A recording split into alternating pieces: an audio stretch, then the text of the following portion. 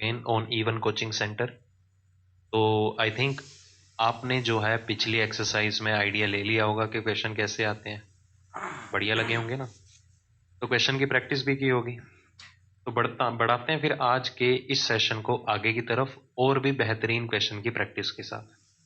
तो हमें क्या है, पिछली एक्सरसाइज में गिवन क्वेश्चन जो भी हमने अभी तक अटेम्प्ट किया उसे एक पुश मिला कि क्वेश्चन में किन किन बातों का ध्यान रखना है अरेंजमेंट बनाते वक्त।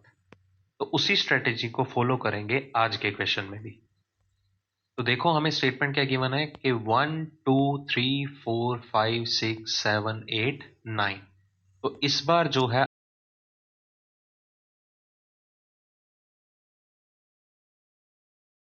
आपको are sitting around a circle facing the centre. तो जो कि कहाँ फेस करके बैठे हैं, सेंटर की तरफ। तो सबसे पहले तो हम ये सर्कल ही बना लेते हैं जिसमें अराउंड 9 कैंडिडेट बैठे हैं। तो ओड नंबर ऑफ कैंडिडेट है, रेंडमली आप कैसे भी अरेंज कर सकते हो। ठीक है, जरूरी नहीं है कि आपको जो है अपोजिट ही बिठाने हैं, किसी भी तरह बिठाओ। देखो बैठ चुके हैं 9 पर्सन, 5 और 4 9। क्लियर। अगर आपको ज्यादा दिक्कत है तो थोड़ा सा मैं हल्का सा जो है दोबारा से आपको ड्रॉ करके दे देता हूं ये, क्योंकि इवन नंबर ऑफ कैंडिडेट हो तो फिर तो दिक्कत है कि हमने अपोजिट बिठाने होते हैं। ठीक है, बट इसमें ऐसा सच कोई भी रूल नहीं है, आप किसी भी तरह अरेंज करो। 9 कैंडिडेट बैठ चुके हैं। ओके, चलो सभी का फेस कहाँ है, सेंटर की तरफ है। तो फिर से देखो, अगर हम ये राइट और लेफ्ट मेंशन करते हैं हर पर्सन का, टाइम टेकिंग हो जाता है। तो एज्यूम करके चलेंगे कि सारे के सारे इनवर्ड हैं, केंद्र की तरफ फेस किए हुए हैं, और सारे के सारे टुवर्ड्स दी सेंटर है। ठीक है, चलिए अब आगे हमें इस पहली स्टेटमेंट गिवन है कि O is second to the right of G। O जो है वो कहां बैठा हुआ है, G के दाई तरफ। कितने दाई तरफ, दूसरे स्थान पे। तो G का सेकेंड राइट, यहां पर कौन आ गया, O आ गया। एंड आया तो फिर से बार बार मैं बोल रहा हूं, जब भी एंड या बट आएगा तो स्टेटमेंट में जो पहला पर्सन होगा उसकी बात होगी। O is second to the right of G and third to the left of D। O की ही बात हुई कि वो G के सेकेंड राइट पे भी है और किसके थर्ड लेफ्ट पे है, D के। अब देखो, अगर D का थर्ड लेफ्ट O है तो D O के थर्ड राइट पे होगा। तो O का थर्ड राइट, O का थर्ड राइट, 1 2 3, यहां पर कौन आया, D। आप क्रॉस चेक कर सकते हो, O G के सेकेंड राइट पे भी है, G के दाईं ओर दूसरे स्थान पे भी है, और D के बाईं ओर तीसरे या थर्ड लेफ्ट पे भी है। अगला point, S is second to the left of G। S जो है वो G के बाईं ओर दूसरे स्थान पे है, मतलब S यहां पर होगा। अगला पॉइंट देखो क्या गिवन है कि Q is fourth to the left of N। Q जो है वो N के फोर्थ लेफ्ट पे है, बाईं और चौथे स्थान पे बैठा है, मतलब N और Q के बीच में 3 कैंडिडेट का गैप है। अब N के बारे में क्या गिवन है, N who is not an immediate neighbour of O। N जो है वो O का नेबर नहीं है, मतलब N यहां भी नहीं होगा, N यहां भी नहीं होगा। चलो आगे देखते हैं। अब N से रिलेटेड हम कंडीशन देखते हैं कि N के फोर्थ लेफ्ट पे कौन बैठा हुआ है, Q बैठा हुआ है। अगर हम N को यहां लेते तो उसके 1 2 3 4, फोर्थ लेफ्ट पे तो ऑलरेडी G आएगा, बट आना किसको चाहिए, Q को, मतलब N नहीं आ सकता। अगर हम N को यहां एज्यूम करते तो उसके 1 2 3 4, फोर्थ लेफ्ट पे तो Q को आना चाहिए, बट यहां तो ऑलरेडी O है, मतलब N हम यहां भी नहीं ले सकते। तो N के लिए तो बस एक ही कंडीशन बनी, क्योंकि इसके अलावा N कहीं आ भी नहीं सकता। तो उसके 1 2 3 4, फोर्थ लेफ्ट पे यहां पर कौन आ जाएगा, Q अवेलेबल होगा। अब आगे पकड़ो क्या चीज गिवन है, U is to the immediate left of Q। U जो है वो Q के तत्काल बाईं ओर है, तो U यहां पर आया। W is not the neighbour of D। W D का नेबर नहीं है, मतलब W यहां नहीं होगा, तो W के लिए यही प्लेस रहा। जो पर्सन रह जाएगा हम उसे यहां अरेंज कर देंगे। कौन सा पर्सन रह गया, सभी में से P पर्सन रह गया। देखो कितना सिंपली सॉल्व हुआ। तो घबराना नहीं है कि ओड नंबर ऑफ पर्सन आ गए। तो जब भी विषम संख्या में कुछ व्यक्ति अवेलेबल हो अराउंड अ टेबल, उन्हें अरेंज करना कुछ ज्यादा आसान हो जाता है। क्यों, अपोजिट वाला सीन खत्म हो जाता है ना। ठीक है, अपोजिट वाला सीन खत्म हो जाएगा। तो क्वेश्चन करते हैं, इससे रिलेटेड हमें क्या गिवन है। पहला क्वेश्चन क्या है, who is second to the right of W। W के दाईं और दूसरे प्लेस पे कौन बैठा है, दाईं और दूसरे स्थान पे देखो कौन आ रहा है, U अवेलेबल है। तो आंसर क्या होगा? B option. Which of the following is the correct position of D with respect to O? D की एग्जैक्ट पोजीशन बतानी है हमें, ठीक है, सही स्थिति बतानी है, किसके विद रिस्पेक्ट टू? ओ के संबंध में बतानी है। तो पहला देखते हैं, क्या डी ओ के सेकंड टू द लेफ्ट है, बाईं और दूसरे स्थान पे है? तो देखते हैं ओ के बाईं और दूसरे स्थान पे कौन आ रहा है। ये तो जी अवेलेबल है, देखो ओ के बाईं और दूसरे स्थान पे जी आ रहा है, ठीक है, तो पहला तो गलत हो गया। थर्ड टू द लेफ्ट, ओ के बाईं और तीसरे स्थान पे, क्या ओ के बाईं और तीसरे स्थान पे डी है? जी बिल्कुल गलत, ये तो एन आ रहा है, मतलब आपका ये ऑप्शन भी eliminate. Third to the right, दाईं और तीसरे स्थान पे डी आ रहा है, देखते हैं ओ के दाईं और तीसरे स्थान पे, एक दो तीन, बिल्कुल आ रहा है, देखो, ठीक है। तो हमें थ्रू ऑप्शन बताना था, तो हमारे पास सी ऑप्शन जो है करेक्ट आंसर है। तो डी जो है वो ओ के विद रिस्पेक्ट टू कहां आ रहा है? Third to the right. अब देखो, ये क्वेश्चन जो हमने किया वो किया थ्रू ऑप्शन, डायरेक्टली आप यहां से भी पकड़ सकते थे। ओ के थर्ड राइट पे कौन होना चाहिए? डी। अगर थर्ड राइट नहीं है तो क्या होना चाहिए? Sixth left. अगर तीसरा दाया नहीं है तो क्या होगा? छठवां प्लेस बाईं ओर से होगा। तो आप डायरेक्टली भी ये थर्ड राइट या सिक्स्थ लेफ्ट वाला ऑप्शन पकड़ सकते थे, ठीक है। तो क्वेश्चन को कॉम्प्लेक्स नहीं बनाना। क्वेश्चन जो है ऑप्शंस के थ्रू जब भी हम अटेम्प्ट करते हैं तो वो थोड़ा कहीं ना कहीं टाइम टेकिंग जरूर होता है, जैसे हमने यहाँ किया, तो आपको थोड़ा स्मार्टली भी प्ले करना है, ठीक है। अपने एंड से आंसर देखो और ऑप्शन में मैच कर लो। चलो बढ़ते हैं अगले क्वेश्चन की तरफ। बहुत ही बेहतरीन क्वेश्चन गिवन है, ये देखो क्या गिवन है कि ए बी सी डी, चार पर्सन है, are sitting around a table and discussing their trade. चार पर्सन है, अराउंड अ टेबल बैठे हैं। टेबल कौन सा? कोई भी ले लो, सर्कुलर ही ले लेते हैं, जब सर्कुलर सिटिंग अरेंजमेंट कर रहे हैं। ये चार पर्सन बैठे हैं और हर एक पर्सन जो है अपना अपना ट्रेड जो है वो डिस्कस कर रहे हैं। ट्रेड मतलब व्यापार, कौन क्या काम करता है, ओके। तो पहला देखो क्या है, ए सिट्स अपोजिट टू कुक। ए जो है वो किसके सामने बैठा हुआ है? कुक के सामने बैठा हुआ है, ठीक है। कुक मतलब खाना पकाने वाला, ये बावर्ची को बोलते हैं। B sits right to the barber. जो नाई है, बार्बर है, ठीक है, उसके इमीडिएट राइट पे कौन बैठा हुआ है?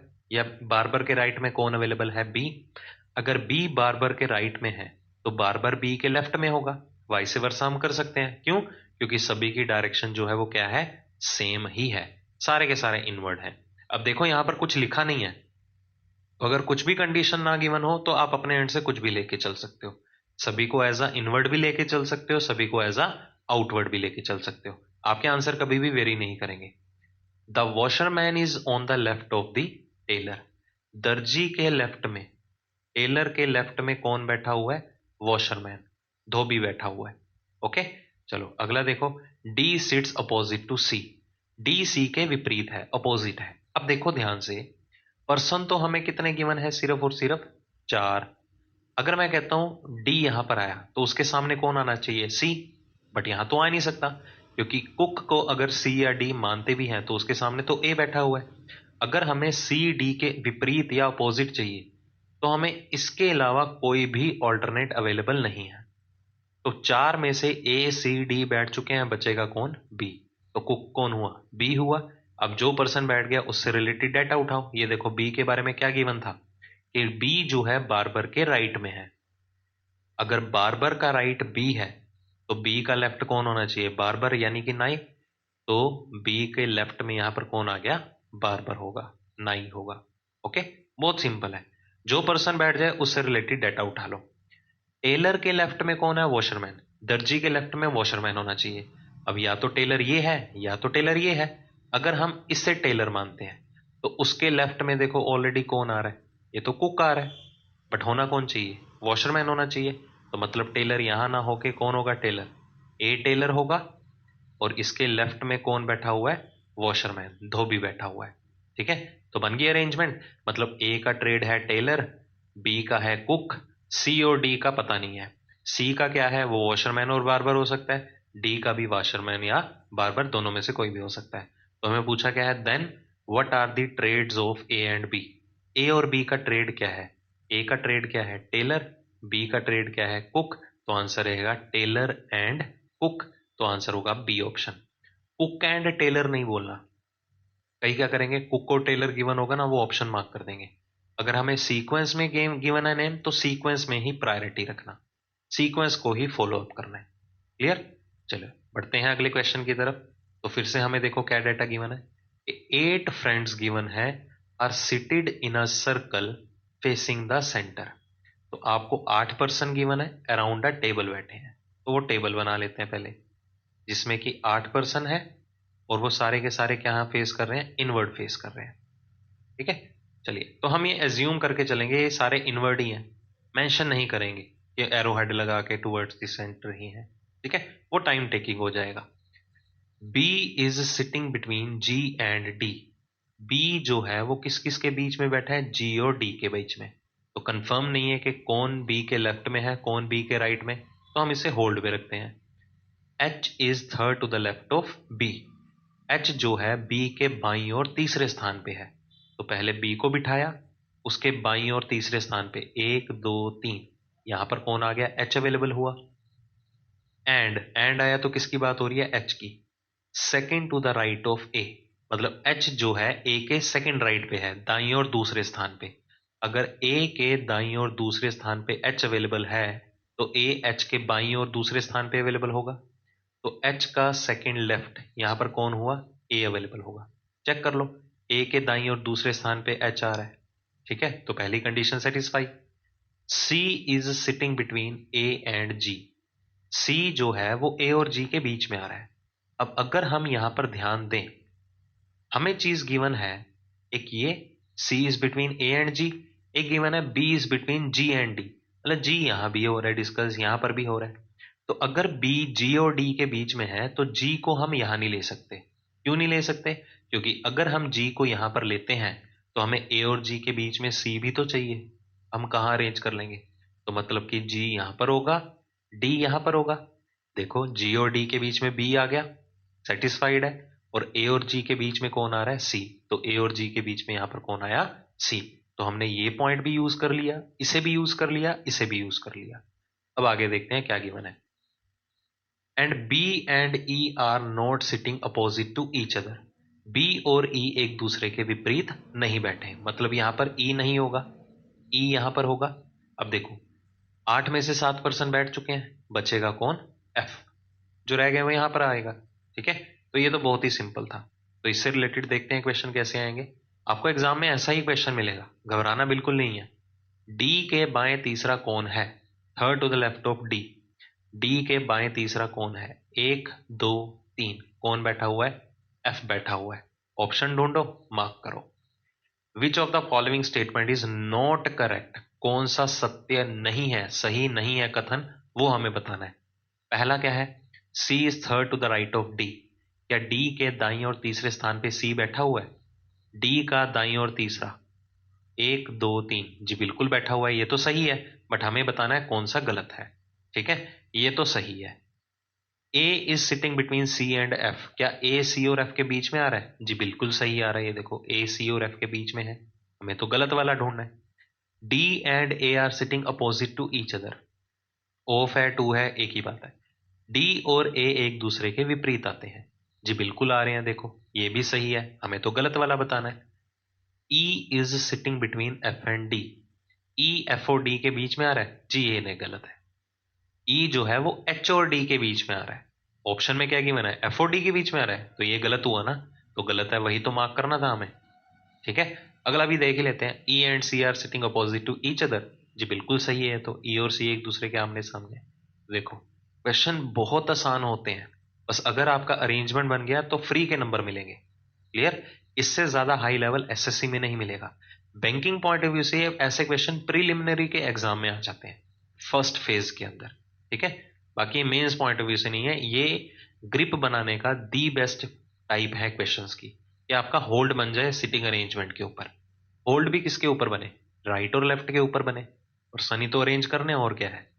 चलो अगला क्वेश्चन देखते हैं। A group of 8 members sit in a circle. 8 person का जो समूह है एक सर्कल के अराउंड बैठा है। ठीक है, तो गिवन नहीं है ना कि इनवर्ड है या आउटवर्ड, तो हम बाय डिफॉल्ट इनवर्ड ही लेके चलेंगे। अब बाय डिफॉल्ट आउटवर्ड भी ले सकते हो, कंसेप्ट लेक्चर में बताया था मैंने। ठीक है, चलो देखते हैं क्या गिवन है। D is between A and F. D जो है वो किस किस के बीच में है, ए और एफ के बीच में, बट एफ और ए में से कंफर्म नहीं है कि कौन डी के लेफ्ट में है और कौन डी के राइट में है, तो हम इस पॉइंट को होल्ड पे रखेंगे। And is opposite to G, and आया तो किसकी बात हो रही है, डी की। डी ए और एफ के बीच में तो आ रहा है और वो अपोजिट है, विपरीत है किसके, जी के। तो डी के विपरीत में हमें किसको बिठाना है, जी को बिठाना है। E is to the right of A but not on the left of C। E जो है A के राइट में तो है, E जो है A के दाईं ओर तो बैठा है, but not on the left of C। किसके बात आई, बट आया तो E के बारे में, परंतु E जो है वो किसके लेफ्ट में नहीं है, C के बाईं ओर नहीं आ रहा है।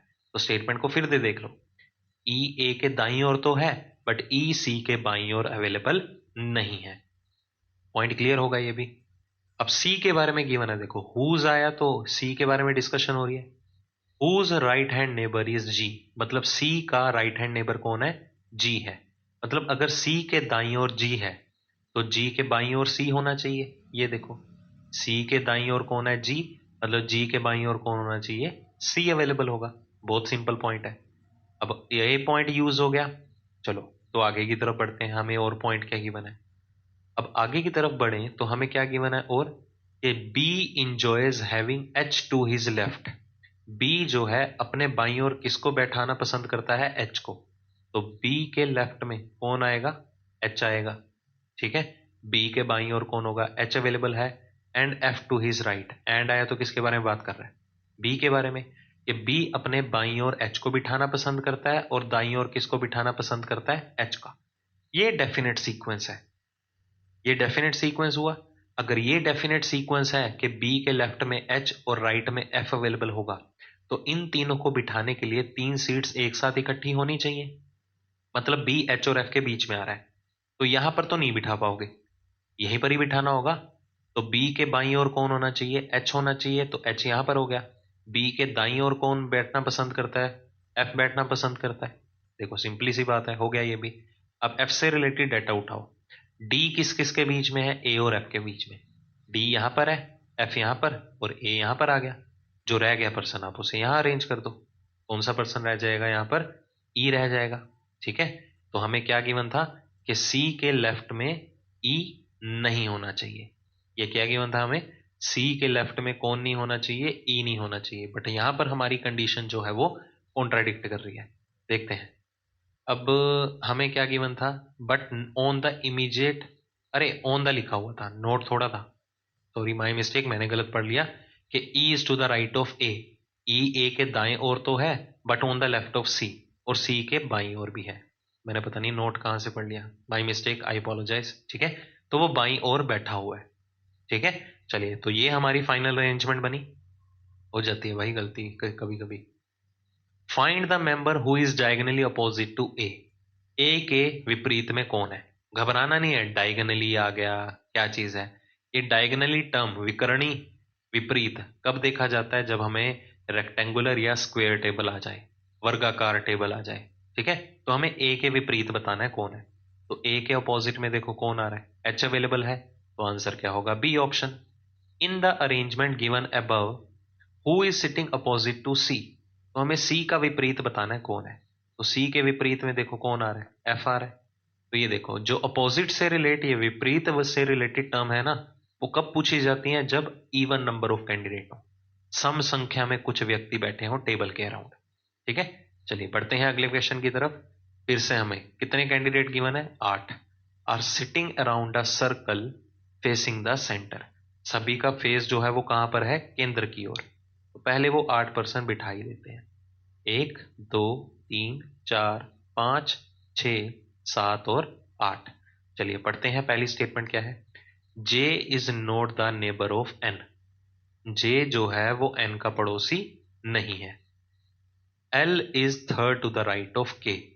एल जो है वो के के दाईं ओर तीसरे स्थान पे है। तो के का दायां तीसरा, 1 2 3, यहां पर कौन आ गया, एल अवेलेबल हुआ। Q is second to the left of N। Q जो है N के बाईं ओर दूसरे स्थान पे है। N के बाईं ओर दूसरे स्थान पे कौन आ रहा है, Q अवेलेबल होगा। और N के बारे में देखो क्या गिवन है, N who is immediate right of L। N जो है वो एल के तत्काल दाईं ओर है, तो एल के तत्काल दाईं ओर यहां पर कौन आ जाएगा, एन अवेलेबल होगा, और एन के बाईं ओर दूसरा कौन है, क्यू बैठा हुआ है, तो एन के बाईं ओर दूसरा 1 2, यहां पर कौन आएगा, क्यू अवेलेबल होगा। O is not the neighbour of N और के, ओ जो है ना तो वो एन का नेबर है ना ही के का नेबर है, मतलब ओ ना तो यहां पर होगा ना यहां पर और ना यहां पर होगा, क्योंकि वो ना तो एन का पड़ोसी है ना ही वो के का पड़ोसी है, तो ओ के लिए तो एक ही जगह बची। And is to the immediate left of P, and आया तो किसकी बात हो रही है, स्टेटमेंट का पहला कैंडिडेट, कि ओ जो है वो किसके तत्काल बाईं ओर है, पी के। अगर पी के तत्काल बाईं ओर ओ बैठा हुआ है तो ओ के तत्काल दाईं ओर पी होना चाहिए। रिवर्स में हम ले सकते हैं, ओ के तत्काल दाईं ओर यहां पर कौन आया, पी अवेलेबल हुआ, चेक कर लो, पी के तत्काल बाएं ओ बैठा हुआ है, सेटिस्फाइड। होल्ड पे क्या था, जे एन का पड़ोसी नहीं है, अगर जे एन का पड़ोसी नहीं है तो जे यहां नहीं होगा, जे यहां पर आएगा, और जो पर्सन रह गया यहां पर बिठा दो, कौन सा पर्सन रह गया, एम बैठेगा। ठीक है, तो ये हमारी अरेंजमेंट बनी फाइनल, देखो कितने सिंपली सॉल्व हो रहे हैं। बस मेन होल्ड बनाओ राइट लेफ्ट के ऊपर, दायां बायां आपको क्लियर है हर पर्सन का, तो इजीली पर्सन बैठेंगे। तो इससे रिलेटेड देखो क्या गिवन है, which of the following is correct position of L, L की सही स्थिति क्या है, to the immediate right of N, क्या एल एन के तत्काल दाईं ओर है, नहीं, एल जो है एन के तत्काल बाईं ओर है, दाईं ओर नहीं है, मतलब पहला तो गलत हो गया, हमें सही वाला बताना है। इमीडिएट राइट ऑफ क्यू, क्या एल क्यू के तत्काल दाईं ओर है, एल जो है वो क्यू के तत्काल दाईं ओर, जी बिल्कुल बैठा हुआ है, देखो क्यू के तत्काल दाईं ओर है, तो मतलब मेरा बी ऑप्शन जो है वो आंसर। बाकी देखने की जरूरत नहीं है, क्योंकि मल्टीपल ऑप्शंस में आपको आंसर अवेलेबल नहीं होंगे। विच of the following pair of person represents ओज नेबर्स, ओ के पड़ोसियों का कौन कौन प्रतिनिधित्व करता है, सिंपली ओ के नेबर कौन है, ज्यादा डिटेल में क्यों जाए, ओ के नेबर कौन है, एक पी है और दूसरा कौन है, एम है, तो आंसर क्या होगा, पी एंड एम या एम एंड पी, कोई फर्क नहीं पड़ता, कौन सा नेबर पहले हो रहा है बाद में हो रहा है कोई मैटर नहीं करता, बट होने दोनों चाहिए, एम भी है और पी भी है, इसलिए हमारा सी ऑप्शन फाइनल आंसर। चलो अगला क्वेश्चन देखो क्या गिवन है, फिर से 8 पर्सन गिवन है, are sitting around a square table, बहुत ही बेहतरीन और बहुत ही इंपॉर्टेंट क्वेश्चन। स्क्वेयर टेबल, वर्गाकार टेबल की बात कर रहा है, in such a way that 2 person sit on each of the, इधर ऑफ आना चाहिए, each of the 4 sides of the table facing the center and the person sitting on opposite sides are exactly opposite to each other। अब बोला क्या गया है वो ध्यान से समझ लो, कहता एक वर्गाकार टेबल है, थोड़ा एडजस्ट कर लेना, प्रॉपर वर्ग नहीं बनेगा तो, ठीक है, फील ले लेना कि ये वर्ग है, ठीक है। वर्गाकार टेबल के अराउंड 8 पर्सन बैठे हैं, 8 व्यक्ति बैठे हुए हैं, और हर एक साइड पे कितने पर्सन है, 2 पर्सन, ये देखो लिखा हुआ है, 2 person sit on each of the 4 side, her side पे, हर किनारे पे कितने कितने पर्सन है, 2 पर्सन है, और आगे ये भी लिखा हुआ है कि बैठे वो इस व्यवस्था में है कि एक के विपरीत दूसरा व्यक्ति आना चाहिए जो दूसरी साइड पे बैठा है, अपोजिट में आने चाहिए। ओके, चलो इसी से रिलेटेड देखते हैं क्या डाटा गिवन है, वो सारे के सारे सेंटर की तरफ फेस किए हुए हैं, घबराना नहीं है, जो चीजें सर्कुलर में करके आयो ना वही चीजें यहां पर होंगी, ठीक है। चलिए शुरू करते हैं क्वेश्चन, क्या गिवन है, पहली लाइन में हमें देखो क्या गिवन है, P and T are exactly opposite to each other, ये P और T जो है बिल्कुल एक दूसरे के विपरीत बैठे हैं, ठीक है, ये हो गया विपरीत और ये हो गया डायगोनली अपोजिट, ठीक है, विकर्ण के रूप में विपरीत, ठीक है। ये बिल्कुल सामने वाली P के सामने वाली सीट कौन सी है, डायरेक्टली अपोजिट है, ये डायगोनली अपोजिट है, ओके, विकर्ण के तिरछा विपरीत हम बोल देते हैं जिसको। R is immediate right to T, R T के तत्काल दाईं ओर है, तो टी के तत्काल दाईं ओर यहां पर कौन आएगा, आर अवेलेबल होगा। W and N are sitting on the same side, W और N जो है वो एक ही साइड पे बैठे हैं, या तो दोनों यहां पर होंगे या तो दोनों के दोनों यहां पर होंगे, क्लियर।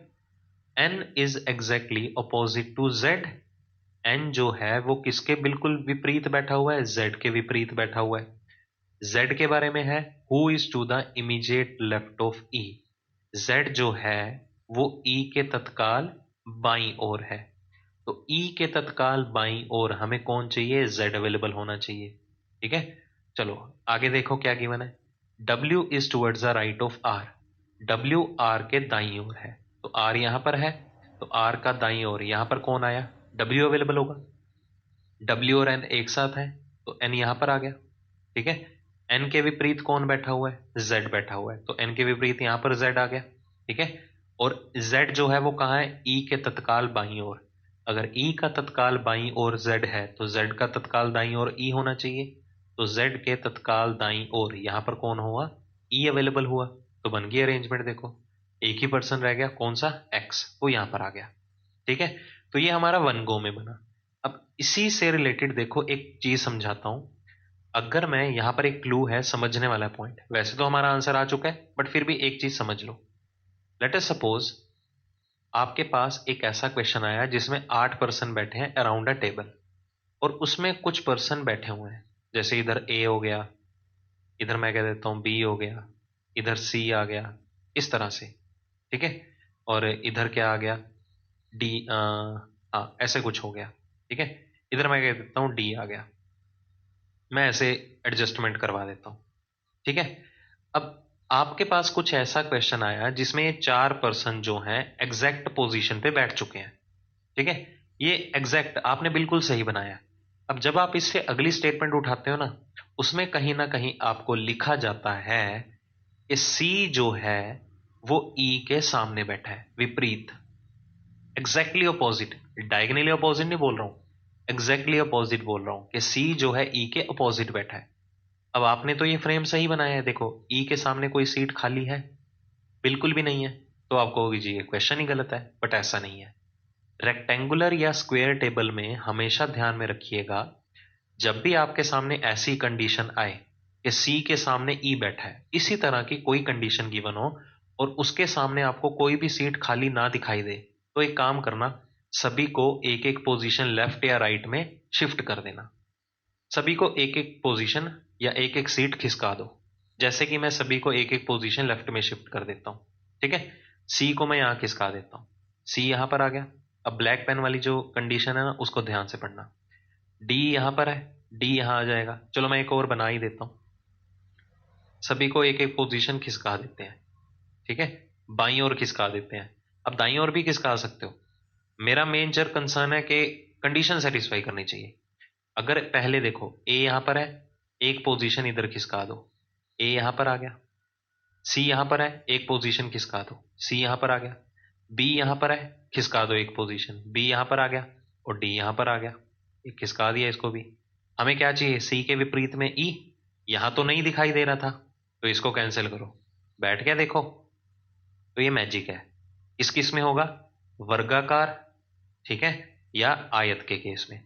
कोई भी स्क्वायर टेबल है या रेक्टेंगुलर टेबल है, मतलब अपनी कंडीशन को सेटिस्फाई करवाना है तो पर्संस को क्या करना होगा, आपको स्विच शिफ्ट करना होगा, एक एक पोजीशन दाईं ओर भी कर सकते हो, बाईं ओर भी कर सकते हो।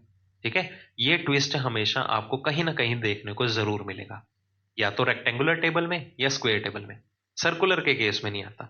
चलो इससे रिलेटेड भी क्वेश्चन कर लेते हैं, किस तरह के पूछे जाते हैं।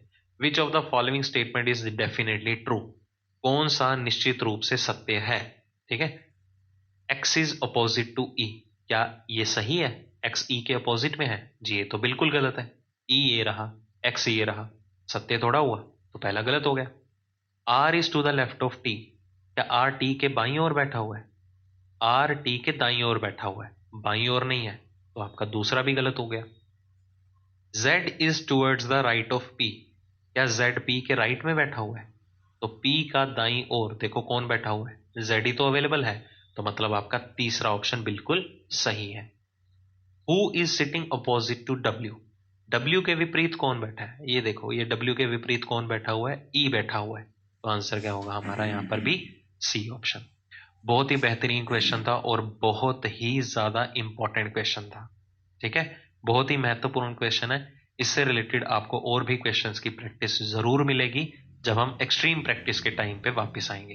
ठीक है, तो अभी तक के लिए देखो हमने डिस्कस किया है सर्कुलर अरेंजमेंट का पार्ट, देखें हमने कैसे कैसे क्वेश्चन पूछे जाएंगे, घबराने की बिल्कुल बात नहीं है।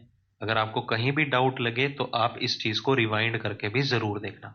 ठीक है, अब मिलेंगे जल्दी ही हमारी लीनियर अरेंजमेंट के साथ, तब तक के लिए प्रैक्टिस करते रहिए। डाउट आए वीडियो दोबारा देख लो। ठीक है, जल्दी ही मिलेंगे। Thank you so much, take care and bye bye.